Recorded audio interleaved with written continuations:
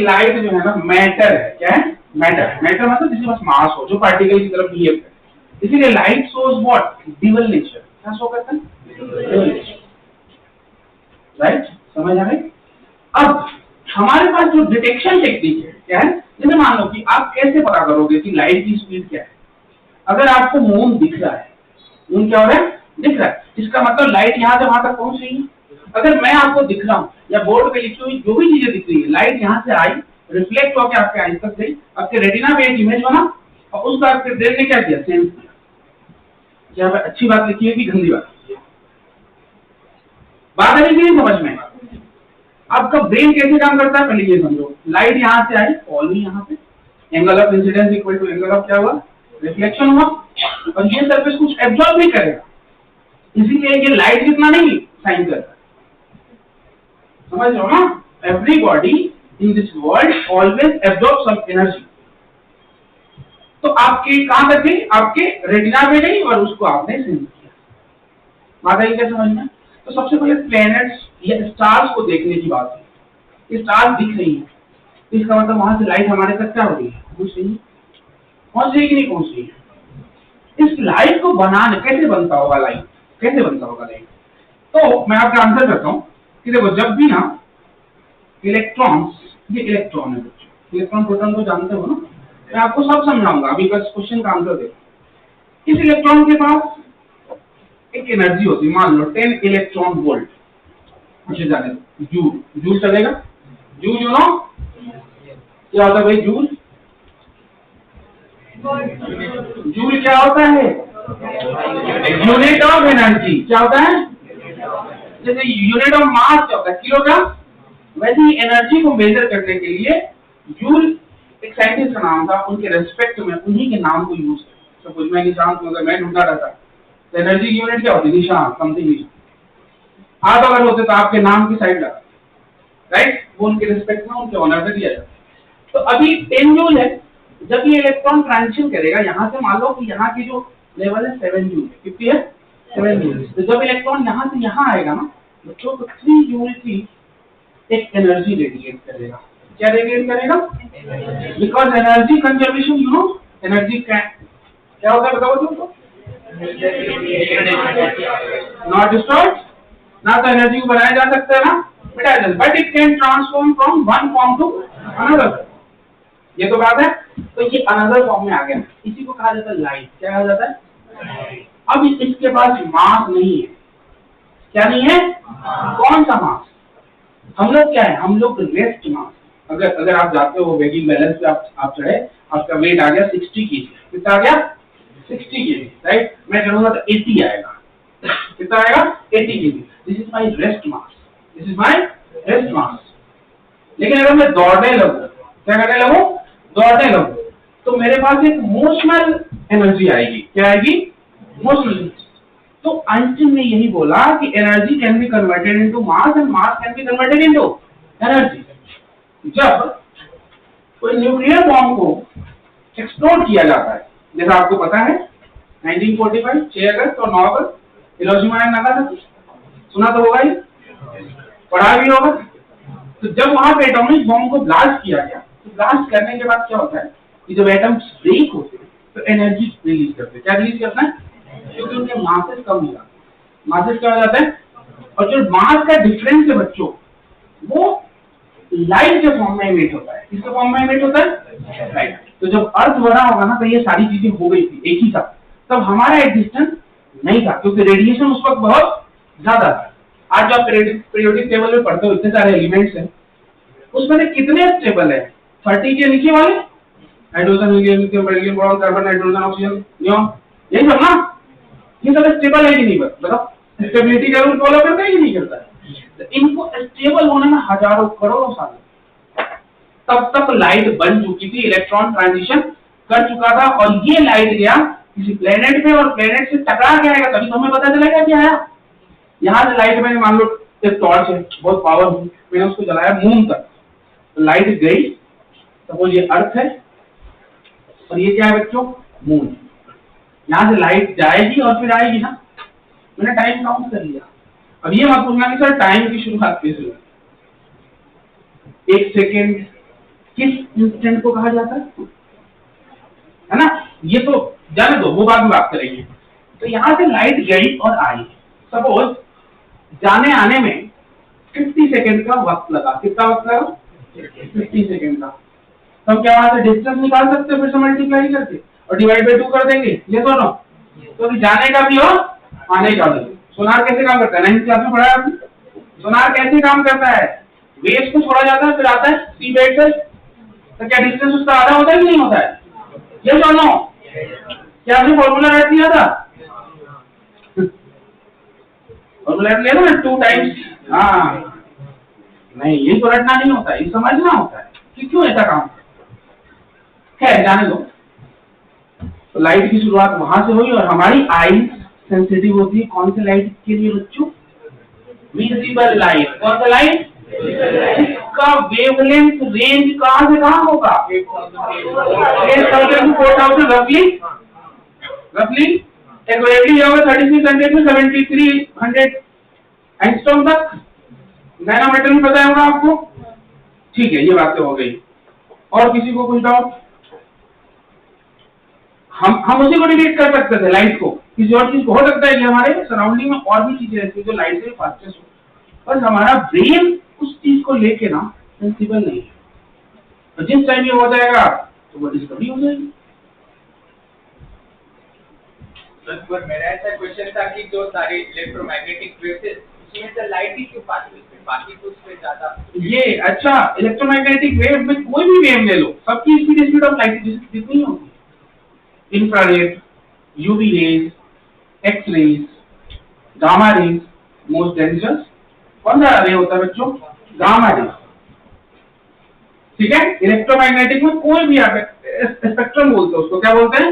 Spectrum. Radio, micro, infra, visible, फिर क्या आता है? यूवी, फिर X ray, gamma ray, cosmic rays. ये मैंने आपको जो ऑर्डर बताया इंक्रीजिंग एनर्जी में बताया। किसमें बताया? And energy is directly proportional to frequency. Energy is directly proportional to frequency. जितनी ज्यादा फ्रीक्वेंसी उतना ज्यादा डेंजरस हमारे, और जितना ज्यादा वेवलेंथ उतना अच्छा हमारे। रेडियो वेव क्या होता है? सबसे ज्यादा वेवलेंथ किसकी होती है? रेडियो वेव, और उससे हमें कोई मतलब नहीं। बात आई क्या आपको समझ में? ठीक है, चले आगे बढ़े, स्टार्ट करें आज का सेशन। बोलो, और कुछ डाउट है? नहीं? फिजिक्स देखो, जब तक आप पूरा 12th नहीं पढ़ोगे और 11th पूरा खत्म नहीं होगा, जब तक आपको एक पर्सपेक्टिव नहीं मिलेगा कि हर चीज के बारे में आप पूछो। बहुत सारी चीज होती है, ब्लैक होल्स है, बॉम्ब होल्स है, सुना होगा आपने, स्पेस टाइम ट्रेवल, सिंगुलैरिटी, ये सब चीजें, ये सब हमारे नीट के सिलेबस में नहीं।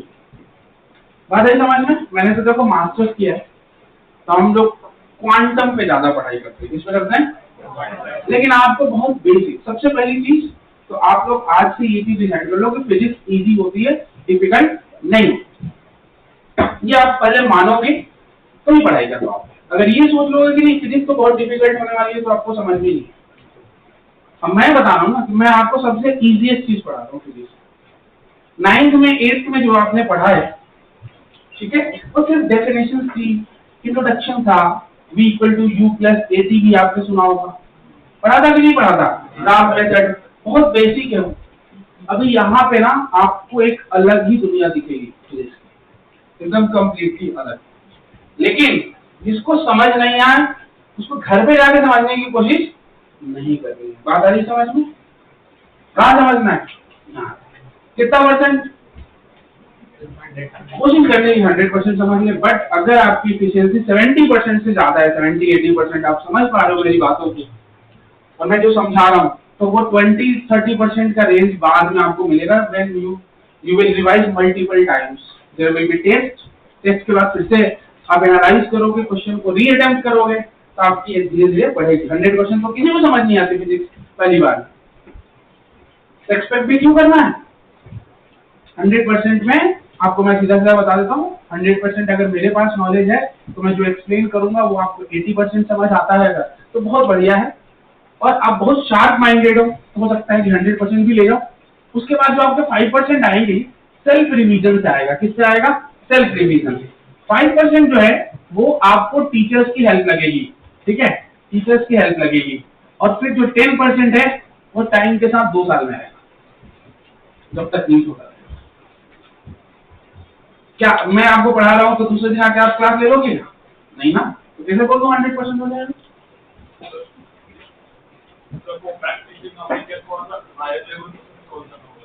प्रैक्टिसिंग के लिए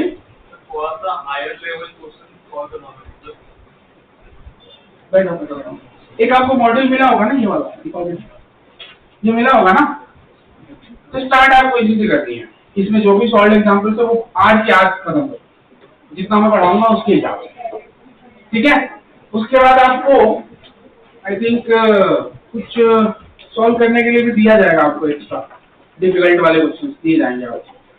तो वो लेटर बात करेंगे, एक बार आप डाउट काउंटर पे आ जाओ, विल एक्सप्लेन, राइट। ठीक है बच्चों, कोई डाउट किसी को? चलिए ठीक है। कल अलग सर थे तो उनके लिए अलग नोटबुक और आज के लिए अलग नोटबुक। कल कौन से सर थे? क्या पढ़ाया उन्होंने? अच्छा, वो बेसिक मैथ है बेटा, उसको अलग मेंटेन कर सको तो ठीक है। बेसिक मैथ आप समझते हो? बेसिक मैथ पढ़ाया होगा ना सर ने? वो क्या पढ़ाया? लाइट्स के बारे में। हाँ वो बेसिक्स है, वो बेसिक है बेटा, बेसिक्स और फिजिक्स है, ठीक है। तो आप उसके लिए कोई छोटा सा नोटबुक यूज कीजिए। अभी वाला जो है ना उसको आप पेज में लेके चलो, क्योंकि मैं आपको नीट की सिलेबस कवर करना आज से शुरू करूँ। जैसे लाइट के बारे में सर ने जो भी बोला आपको वो आप पढ़ने वाले हो 12th क्लास में। ऑप्टिक्स जब आप पढ़ोगे तो there will be ray optics and wave optics. तो रे ऑप्टिक्स से पहले एक टॉपिक होता है छोटा सा, उसको बोलते हैं इलेक्ट्रोमैग्नेटिक वेव्स। क्या बोलते हैं? एक दिन का चैप्टर होता है, एक दिन में ही एक्सप्लेन कर दिया जाता है और एक दिन सॉल्विंग के लिए, इसका ही छोटा है, ठीक है। तो उसको बस साइड में रखो और एक नया बुक लेकर के स्टार्ट कर सको तो कर लो, और नहीं तो इसी में 2 4 5 पेज छोड़ के फिर वहां से स्टार्ट, ठीक है।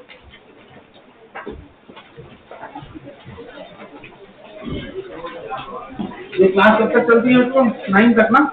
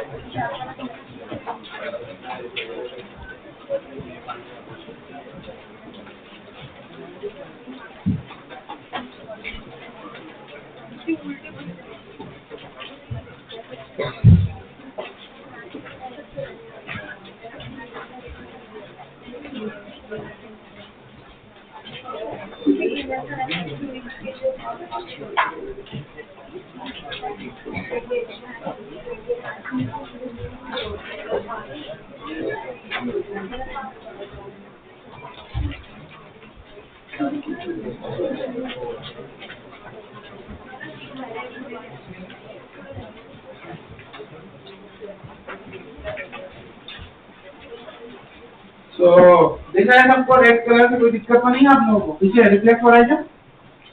Units, dimensions and measurement. Chapter का नाम क्या है बच्चों? Units, dimensions and measurement.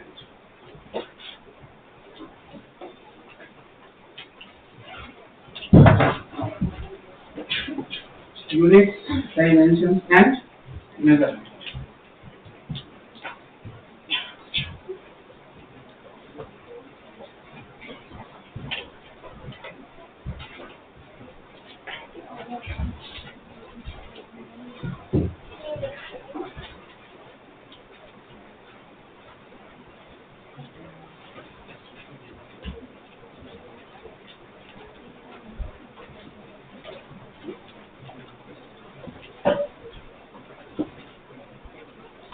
ये मॉड्यूल है सबके पास? बंद कर दीजिए, बंद करके साइड कर दीजिए।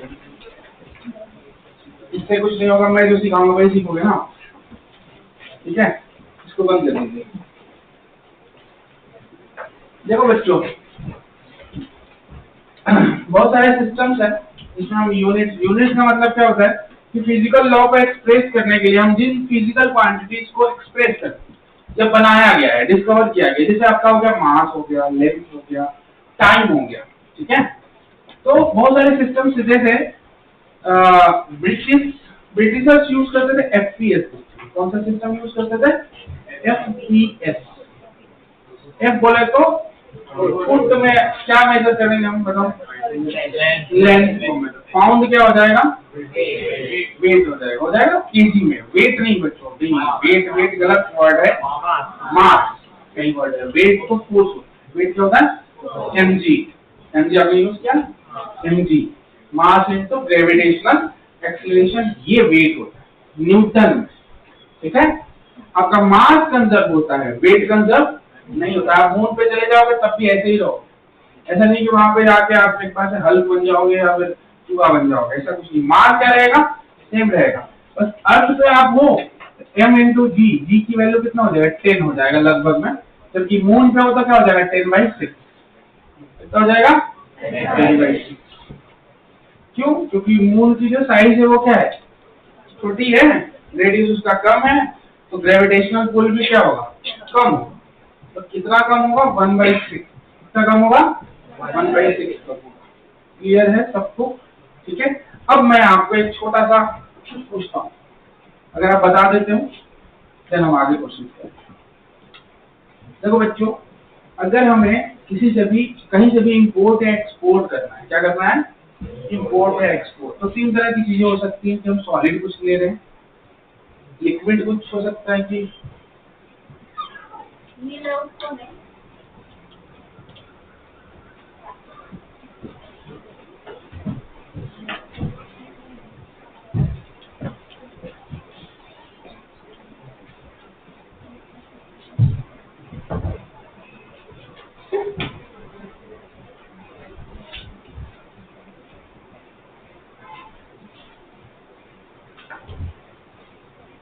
क्या बोल रहा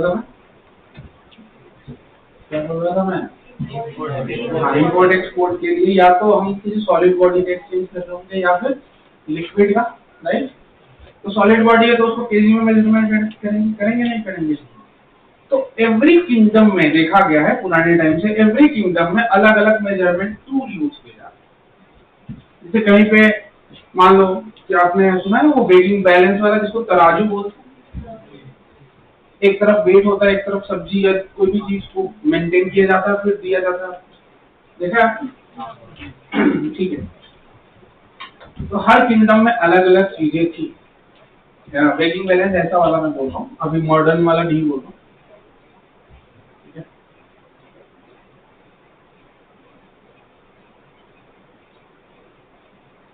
ऐसा होता है, जब देखा होगा यहाँ पे मान लो कि 1 केजी वाला कुछ रख दिया और यहाँ पे कुछ सब्जी वब्जी का कुछ भी रख दिया, और जब ये बराबर हो जाएगा तो मान लेंगे कि इसका वेट उसके क्या है? इक्विवेलेंट है। तो हर जगह वेट वगैरह का नाम केजी वगैरह नहीं हुआ होता था। इस केजी की जगह पे हम कुछ पत्थर का बॉडी यूज करते थे, कहीं पे बड़ा होता था, कहीं पे छोटा होता था। ऑयल के लिए हम लोग एक कंटेनर यूज करते थे, ठीक है, लाइक ग्लास टाइप, जिससे हम लेकर देते थे। लेकिन हर किंगडम में ना ये साइजेस वेरी करते थे। अगर आप नेपाल साइड चले जाओ तो साइजेस हो सकता था कि बड़े हो जाए, इस साइड आप बांग्लादेश साइड चले जाओ तो छोटे हो गए। तो इम्पोर्ट एक्सपोर्ट में क्या होता है? बहुत दिक्कतें आती है, ठीक है, क्योंकि रेट हर जगह का अलग है। सपोज नेपाल में जो आपने खरीदा वो 200 ml वाला है, क्योंकि उधर आप जा रहे हो तो 500 ml का है, और रेट दोनों जगह सेम है। वो 50 रुपीज दे रहे हैं, ये भी 50 रुपीज दे रहे हैं। इससे दिक्कत आएगी कि नहीं आएगी? वो किसी को फायदा होगा, किसी को लॉस होगा। तो इसको मैनेज करने के लिए 1960 में एक SI सिस्टम बनाया गया। क्या बनाया गया? SI system, that is called system of international units. क्या कहा गया? System of international units. उसमें ये बोला गया कि मास को इस अर्थ पे कहीं भी स्टैंडर्डाइज किया गया कि केजी में ही मेजर किया जाएगा। किसमें मेजर किया जाएगा? टाइम को हमेशा किसमें मेजर किया जाएगा? सेकंड में। लेंथ को किसमें? मीटर में। इलेक्ट्रिक करंट को किसमें मेजर किया जाएगा? एम्पियर में। सुना है आपने? एम्पियर का नाम सुना है आपने? टेम्परेचर को किसमें मेजर किया जाएगा? किसमें? केल्विन में। और अमाउंट ऑफ सब्सटेंस को किसमें? मोल में। किसमें? मोल तो आपने सुना होगा बच्चों, और वो गाइडलूज नंबर आई होप आपको पता होगा। पता है नहीं पता है? और एक और चीज होती है लुमिनस इंटेंसिटी, किसमें होगा? कैंडेला। तो ये सातों चीजें आपको याद होनी चाहिए और फर्स्ट एग्जाम में एक्सपेक्ट किया जाएगा आपसे कि आपको ये आए। क्लियर है क्या? क्या क्या बोला मैंने, फिर से रिपीट करो। मास, केजी में length, time, electric current, ampere, किसमें? टेम्परेचर, अमाउंट ऑफ सब्सटेंस और लुमिनस इंटेंसिटी, कैंडेला। क्या बोलेंगे इसको? मैं नोट डाउन करा दूंगा, टेंशन मत, मैं नोट डाउन करा दूंगा। चलो यहाँ पे एफपीएस सिस्टम जो है ना वो अंग्रेज लोग यूज करते हैं, फुट पाउंड एंड सेकेंड। क्या बोलते हैं इसको? उसके बाद आया आपका सीबीएस। क्या आया? सीबीएस होता है centimetre, gram for mass and second. मतलब सेकेंड देखो, टाइम को कोई छेड़छाड़ नहीं कर रहा कभी भी, क्योंकि टाइम अपने आप में क्या है? यूनिक। क्या है? यूनिक। इसका कोई डायरेक्शन नहीं है, इसलिए इसको स्केलर क्वांटिटी कहा जाता है। क्या कहा जाता है? टाइम है क्या? अगर मैं आपसे पूछूं, आपके नॉलेज और आपके पढ़े हुए जितना आपका एक्सपीरियंस है उसके हिसाब से अगर मैं आपसे एक वर्ड में पूछूं व्हाट इज टाइम, आप क्या बोलोगे? कोई भी आंसर कर सकता है, कोई दिक्कत नहीं, डरने की कोई जरूरत नहीं, क्योंकि मुझे उतना ही आता जितना आपको आता है। What is time? टाइम क्या है? बहुत बेसिक सा क्वेश्चन है लेकिन बहुत डिफिकल्ट लग रहा है नहीं? टाइम क्या, कैसे एक्सप्रेस? को भी दिक्कत आई, मैं उस लेवल की बात ही नहीं कर रहा हूँ, उस लेवल की मैं बात ही नहीं कर रहा हूँ कि टाइम को आप मोड़ दो या आप एक सेकंड में यहाँ से वहां चले जाओ, फ्यूचर में चले टाइम ट्रेवल कर लो। इस पर तो बहुत सारी मूवियाँ बनी है और होपफुली आपको अच्छी लगती होंगी, तो फिजिक्स आपका अच्छा होगा। अगर आपको साइंस फिक्शन वगैरह पसंद है तो फिजिक्स में आपको हेल्प मिलेगी, क्योंकि मुझे पसंद थी और मैं एक्स्ट्रा मेहनत उसी के लिए कर पाता था क्योंकि मुझे मजा आता था। लेकिन बच्चों आपको स्टार्टिंग के एक दो चैप्टर थोड़ा बहुत बोर हो सकता है। I am trying my best कि आपका थोड़ा बहुत एंटरटेनमेंट हो चैप्टर सीखते सीखते।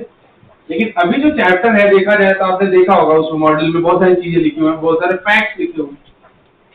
उसी को मैं चाह रहा हूँ कि समराइज कर दूं थोड़ा अच्छे तरीके से। टाइम होता है बच्चों, देखो बता पाएगा कोई या मैं बताऊं? हाँ हाँ, इन्होंने बोला कि it is a fixed duration in which everything happens और वर्क। ठीक है, ठीक ठाक है। और कोई? हाँ बताओ बेटा। टाइम मतलब हम लोग ऐसा समझ सकते हैं कि कुछ तो चेंज हो रहा है, मोमेंट। हाँ, gap between events, two successive events के बीच का गैप। इन दोनों ने की इवेंट हो सही है, बट हमारा हार्ट बीट तो रुका तो नहीं है, तो कुछ तो इवेंट हो ही रहा है ना? हो रहा है नहीं हो रहा है? क्या हम लोग हर एक दिन ओल्ड नहीं हो रहे? क्या हमारी एज एक दिन नहीं, मतलब इंडायरेक्टली बोला है, क्या आप बूढ़े नहीं होते हर रोज एक दिन? आप भी एक दिन 24 घंटे में एक दिन ही बूढ़े हो रहे हो, मैं भी उतना ही हो रहा हूँ। बशर्ते हम दोनों में डिफरेंस ये है कि हम दोनों में सालों का डिफरेंस है। मैं बहुत पहले आ गया था धरती पे और आप लोग आई थिंक 2005-06 वाले होंगे, 9 वाले, 2009 वाले हो, मैं 90s में हूँ, समझ लो ये डिफरेंस है। लगभग मुझे लग रहा है कि 17-18 साल का डिफरेंस हो गया, 20 साल पकड़ लो। तो टाइम यही है कि इंसिडेंट जो हो रहा है ना उसका एक रिकॉर्ड होता जा रहा है, आगे की तरफ बढ़ते जा रहे हैं। फ्यूचर की तरफ जाना ही टाइम है, फ्यूचर की तरफ जाना ही। अगर आपकी एज को रोक दिया जाए अभी के अभी, सब लोग जो जहां है वहीं पे स्टेचू हो जाए, तो क्या समय नहीं रुक जाएगा?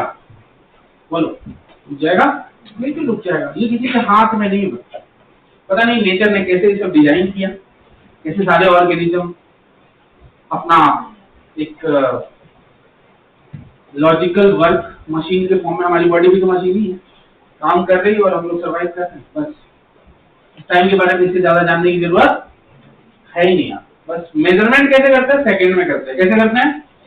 और हमने अपने हिसाब से डे को डिजाइन कर लिया, मंथ को डिजाइन कर लिया, राइट, और ईयर को डिजाइन कर लिया, और उसके हिसाब से हमारी एज है, हमारी कैलेंडर्स है, वगैरह वगैरह वगैरह सारी, ठीक है।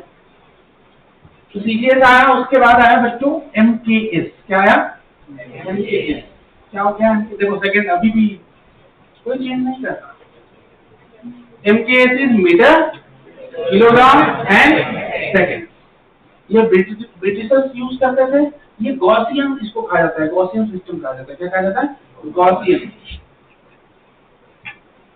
गॉसियन एक साइंटिस्ट थे गॉस, उन्होंने डिजाइन करा था इसको, उसको गॉसियन बोला, ठीक है। फिर MKS आया, लेटेस्ट में कौन था? ये MKC था।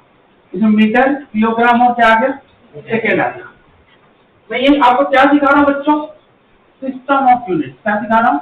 System of units. System of units कितने आज तक बने वो मैं बता रहा हूँ। उसके बाद 1970 में जो आया वो है SI सिस्टम। क्या आया? जो मैंने अभी अभी आपको याद करवा दिया सातों के साथ। क्या फिर से रिपीट करोगे? बताओ, करो सब लोग एक साथ। पहला, हाँ, दूसरा, लेंथ बोलो, टाइम बोलो, फर्क नहीं पड़ता, सातों आना चाहिए, सात गिनती होनी चाहिए, कोई मिसिंग नहीं होना चाहिए। मास, देन लेंथ, फिर करंट, फिर टेम्परेचर, फिर हमारी सब्जी कम होगी, ये सात। ये दिया गया किसमें? इसमें SI में दिया गया 7 फंडामेंटल यूनिट्स। अभी आपको कुछ नहीं लिखना है, मैं लिखवाऊंगा, अरेंज करके लिखवाऊंगा, टेंशन मत, अरेंज करके लिखवाऊंगा बढ़िया से। आपको नोट से ही सारा काम हो जाएगा, सिर्फ आप मॉडल किसके लिए यूज करोगे? क्वेश्चन करने के लिए।